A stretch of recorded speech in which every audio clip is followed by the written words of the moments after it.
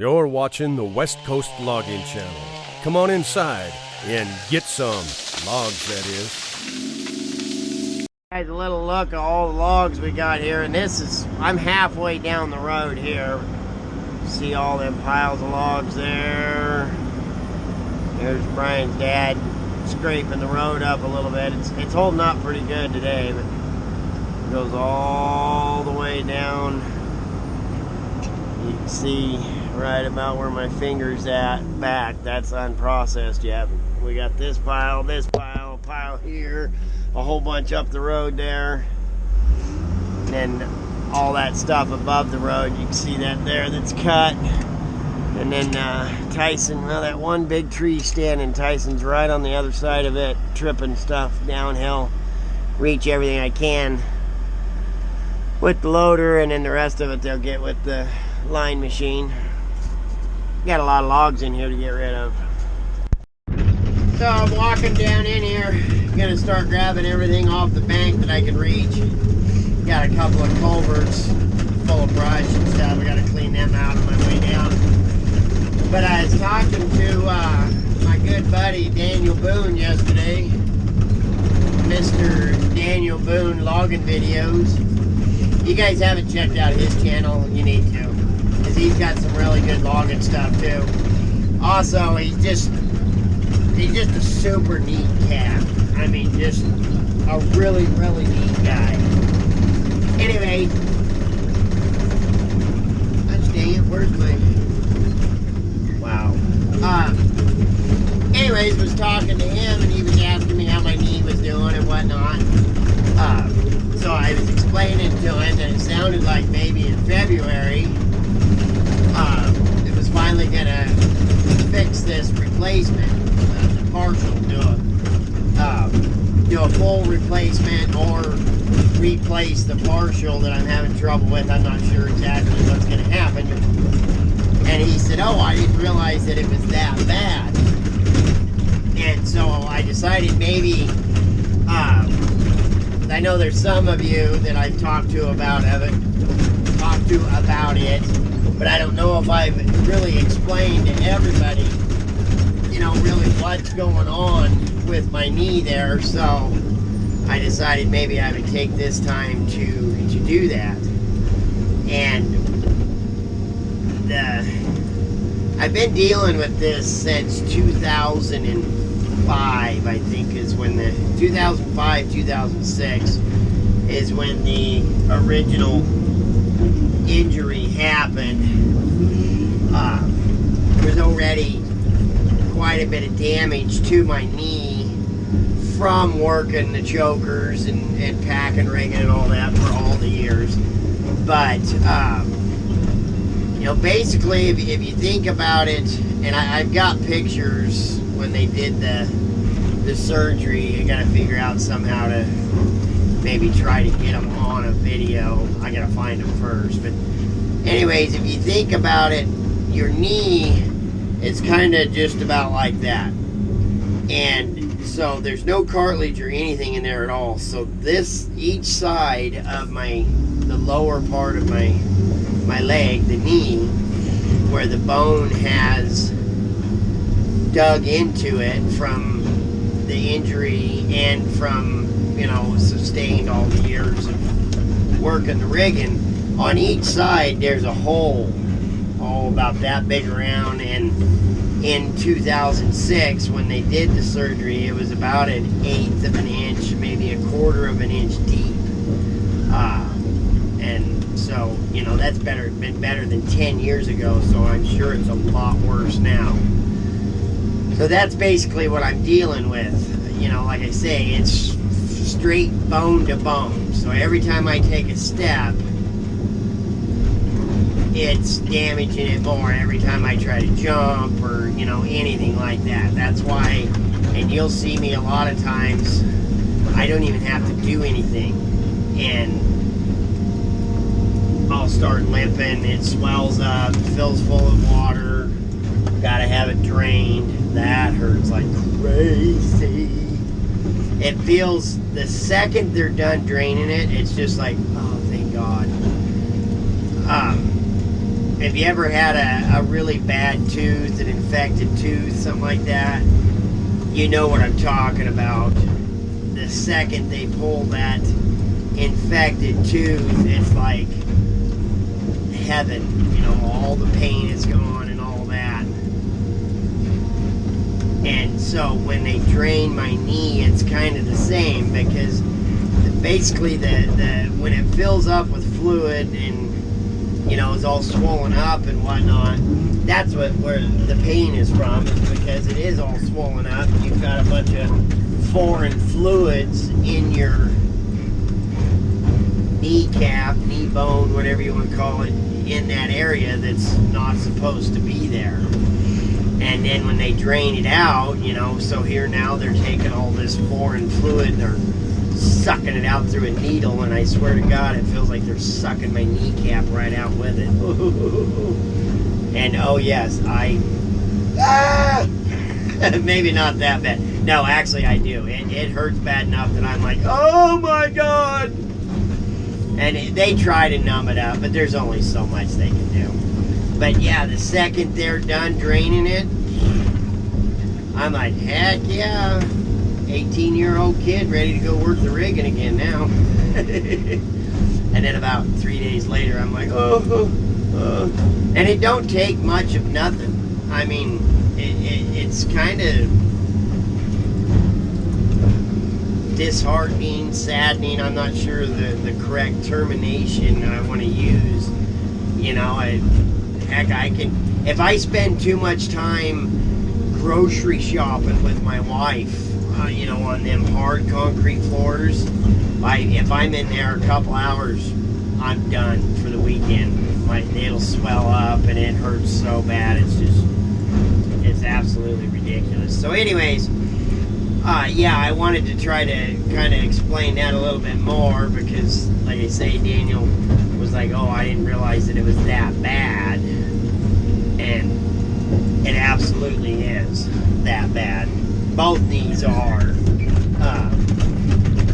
And I can't say that one is better than the other at all. Because I've had to have both of them drained. It seems like lately they're draining the right knee a lot more. I haven't had my left knee drained in quite a while, but it still bothers me. So yeah, that's what's up with my knees.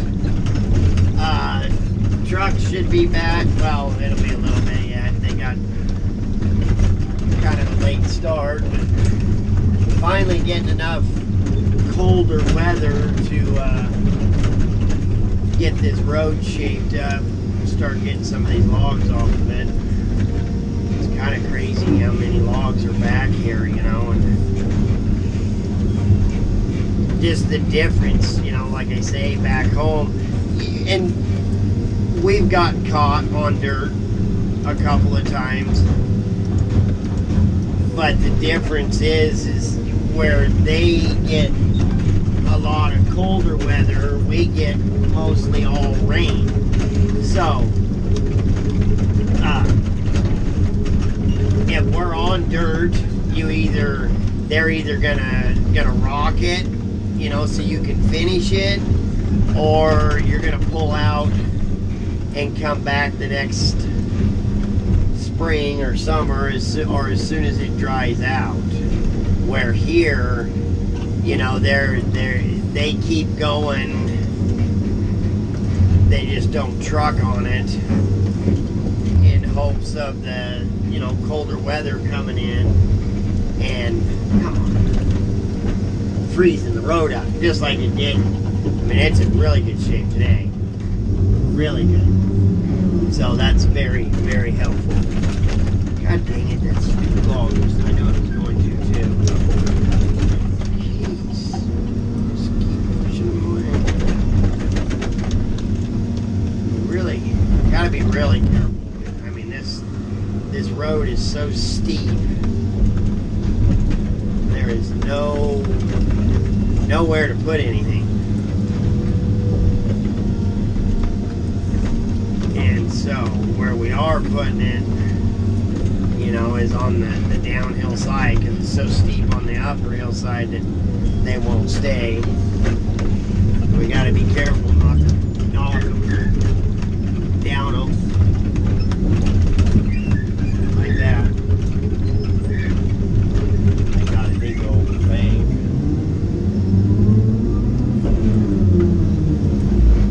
Yeah, basically we just need to get some trucks in here and start getting rid of this stuff. As soon as we can get, we get rid of a few loads, quite a few loads, it's going to be extremely helpful.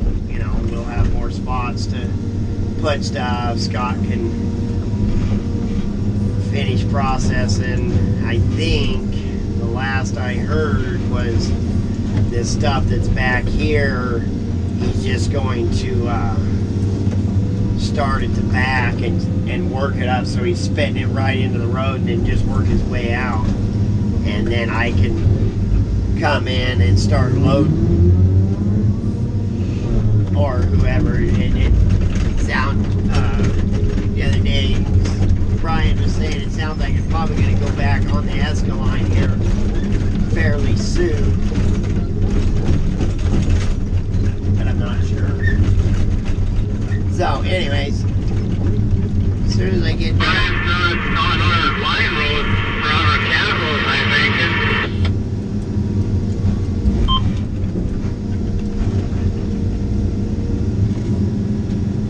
A little bit, I think.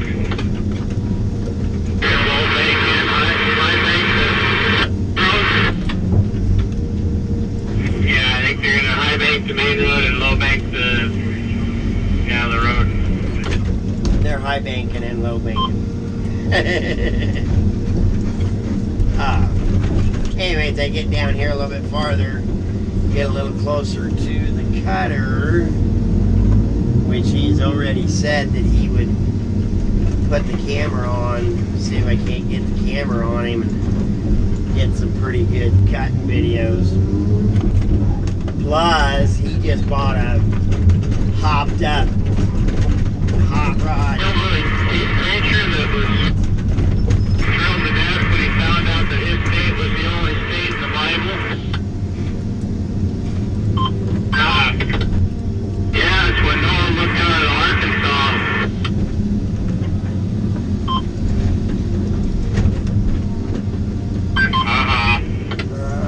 I didn't understand what you were saying.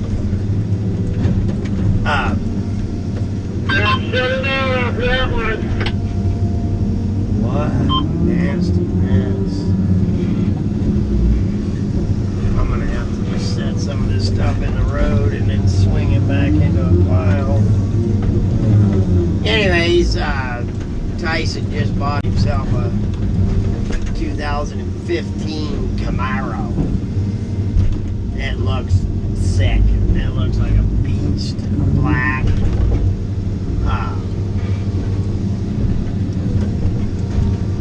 Tyson's a wild card anyway, so everybody's asking, have you wrecked the Camaro yet? He just got it this weekend because he goes right after it. The guy, he don't let no moss grow under his feet, that's for sure. Well, that's part of the reason I want to get the camera on him, is because he is such a kick in the butt. I think it'd make for really, really good videos. Really good videos. Alright, we'll get back with you guys. Now you can't see Tyson or nothing, but it'd be pretty cool to watch this big one here. He's gonna fall, and hopefully it kind of quarters it. If he falls it straight down the hill, it might take off running.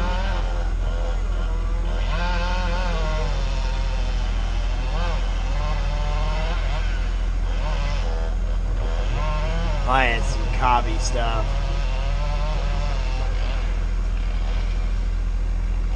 Lots of big old nasty limbs.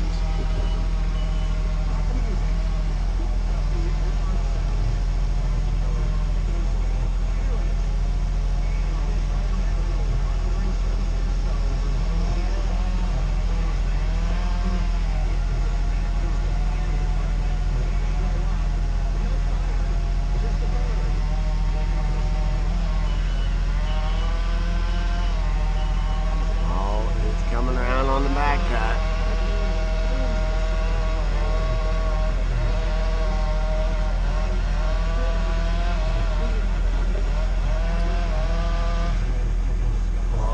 goes. Here she goes. Here she goes. Oh my God, here it comes. Oh, it ain't going anywhere. Except for right into the culvert that I just cleaned out. Well, I didn't get much video today. I was jumping back and forth between the loading with the Hitachi and doing roadside or high bank with the deer. They're gonna do roadside again tomorrow, so I will make sure to get this camera charged up real good, and I'll put it on Johnny, and we'll get some cutting video. Cam out. Uh-oh, we're talking on the radio. Not sure if we should leave the gate unlocked, Brian. If you can hear me, there's only one lock on it.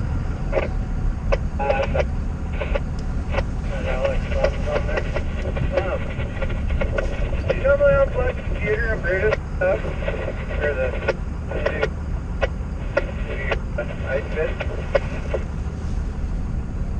Just Tony doesn't, but I don't when I'm just doing ice fits normally, no. Okay. Think about running down there and having them on the battery. Oh yeah, they're welded. Boy, don't ever. He said sometimes in the processor he don't, but he should. But he said as long as your ground's close, you know, it's just going to go through there to your rod from there to there. Yeah, okay. Talking about welding on the equipment, they had a mechanic come up, the boom on the Escaline's cracking again, and they're putting what they call ice bits on the Hitachi, which kind of scares me. It was pretty cold this morning. Thank you, sir. Yeah, it was pretty cold this morning. The road froze up real good. We actually got Total pickup out on this road quite a few years ago. Almost a tree stopped me from going clear to the bottom. oh good Lord, really? Icy and took off and I couldn't stop. I went off the ledge up higher up there, way up there. There's only 3 trees there. Luckily I got one of the trees. Holy smokes. Well, coming up this morning, I was taking it pretty easy, but man, it was icy coming up the river. Yeah, it was pretty frosty. Anyways, yeah, coming all the way up here this morning. I actually got squirrely once. I was only doing Yeah, guys got to watch on the joke. You're pretty slick sometimes. yeah, it's got lots of shady spots there that probably never warm up in the winter. Anyways, I got squirrely coming Yeah, I up. don't think they put much for anything on it either. Yeah, I don't. Yeah, it didn't seem like I seen any this morning. We went up to Coeur d'Alene Saturday after we got back, and yeah, those roads were worked over pretty good. Another pickup coming out in front of me now there. Alex behind you. Okay. Anyways, back to what I was saying. They're welding ice bits on the Hitachi. Like I said, it's kind of a spooky thought if it gets that frozen and snowy around here. We'll let this guy go by. He's cruising right along.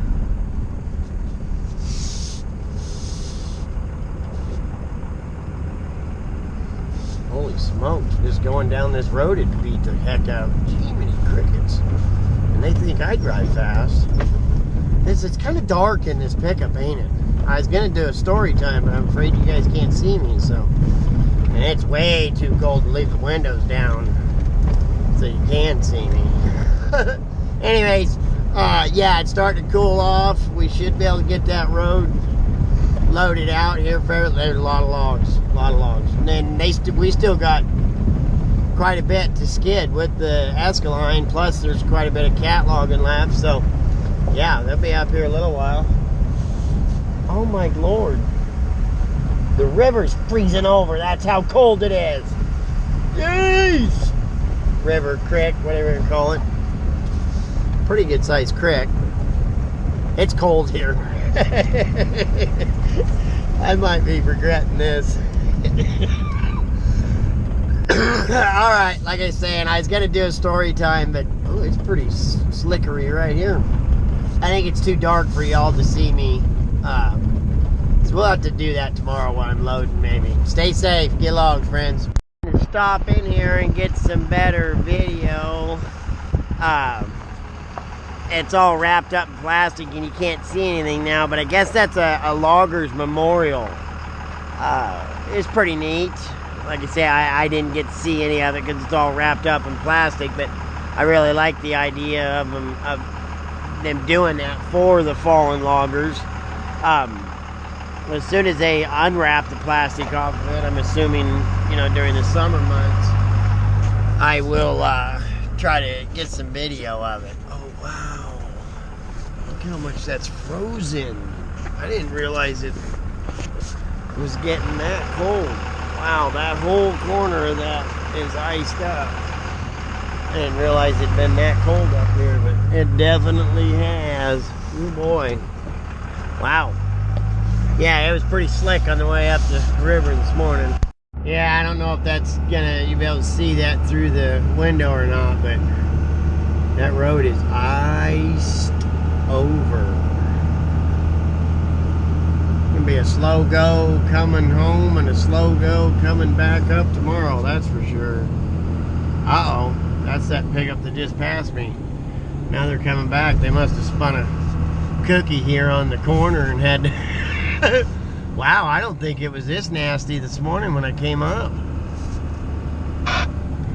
Maybe I just had one eye closed. Oof, this. Alrighty. Okay, now we're a little closer to town. I think it's a little bit lighter. You guys might be able to see me well enough to do this story time. Anyways, was living there in Eugene still, obviously, and it had snowed in town, and we got probably 8-10 inches of snow in town. So we actually got snowed out of our job. It was, the road up in there was just too steep, even if they would have graded it off, So we were off work for like a week and a half, and it started to melt off. So my boss called me, asked me if I was going to run up in there and see if we could get up in there Monday morning. And I said, yeah, no problem. And he'd actually, it was right after Christmas, and he had actually, as me and my dad and my rigging slinger, we worked every Saturday for 11 months on this job that he had bought, trying to get it finished. So for Christmas, he bought me a four-wheeler, a Honda 400EX four-wheeler for a Christmas bonus for putting all these hours in. So I said, yeah, I'll take my quad, because I hadn't really got a chance to ride it, go up in there and see if, we can get in or not. So I went to go do that on a Sunday morning, and my pickup wouldn't start, wouldn't run. I messed with it all day and couldn't get it to run. So just before dark, I jumped into Crummy, and would have been Jake or Zach. God, I can't even remember which. Anyways, I think all four boys were with me. The wife, and yeah, it must have been Zach. Zach was just a baby. So we started up in there, and I called my dad as I went by his place and let him know I was going up in there. And I said, if you don't hear from me in a few hours, come looking. So we started up in there, and I'm having no problem at all. And I'm like, well, heck yeah, I'm just going to go clear to the top, turn around and come down. Shouldn't have any trouble. So I made the last corner and started up it was about a half-mile pitch. And just before the top of it, there was a right-hand corner, and it was super downhill into the bank side. And like I say, I'd never slipped a tire or nothing, just had it four high, didn't even have chains on or anything. Most of the snow had melted off. I got right up to that spot, and she slid down in the ditch. And I ramrodded on it pretty hard, forwards and backwards, couldn't get out. The wife and the kids are starting to freak out. So I showed the oldest boy how to use the slip tank in the back, and the Crummy had two tanks in it, and they were both full.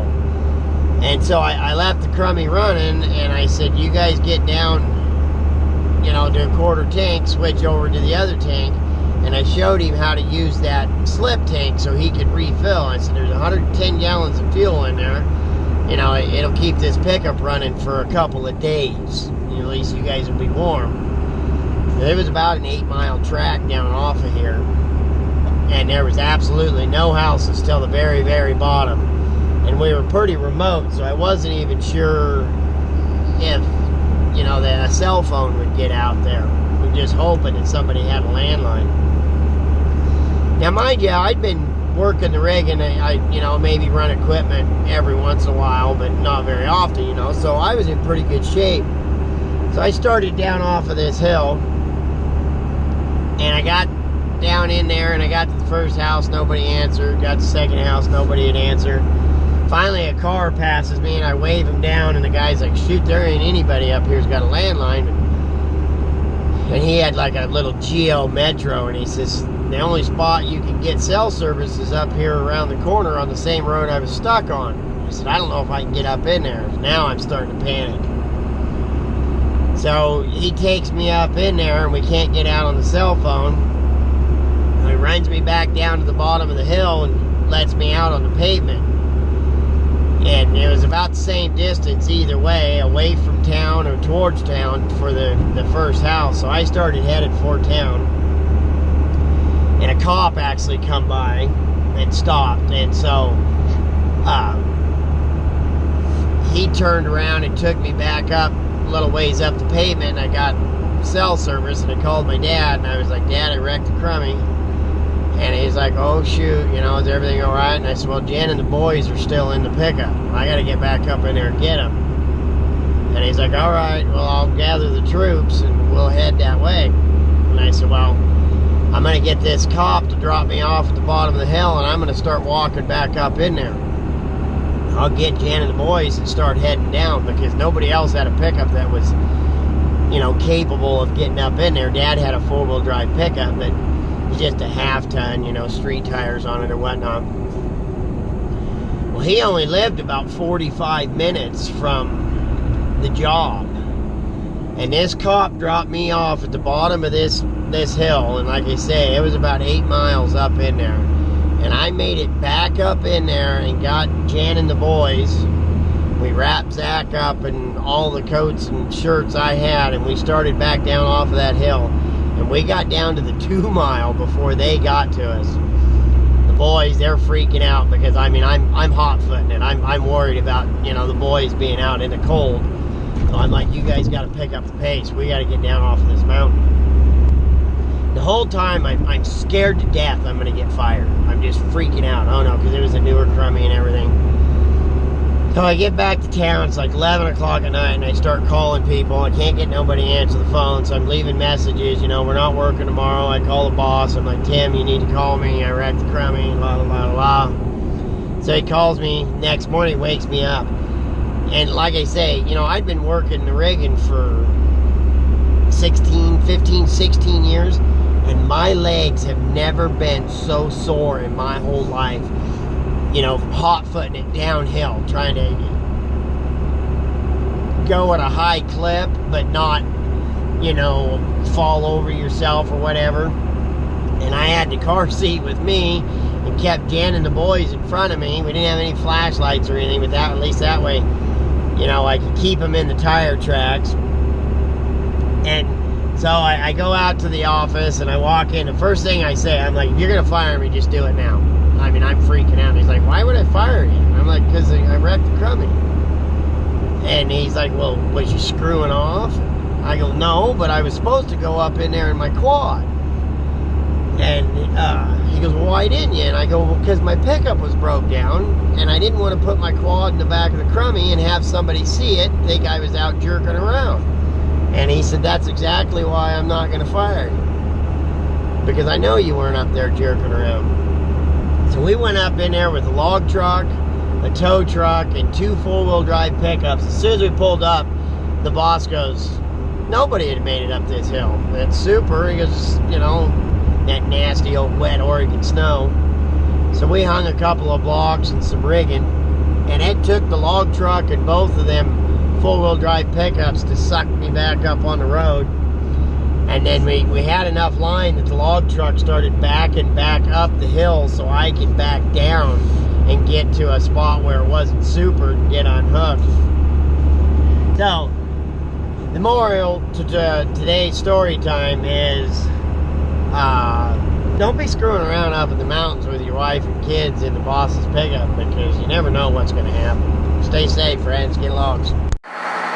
Stay safe, boys. Get logs. Come on.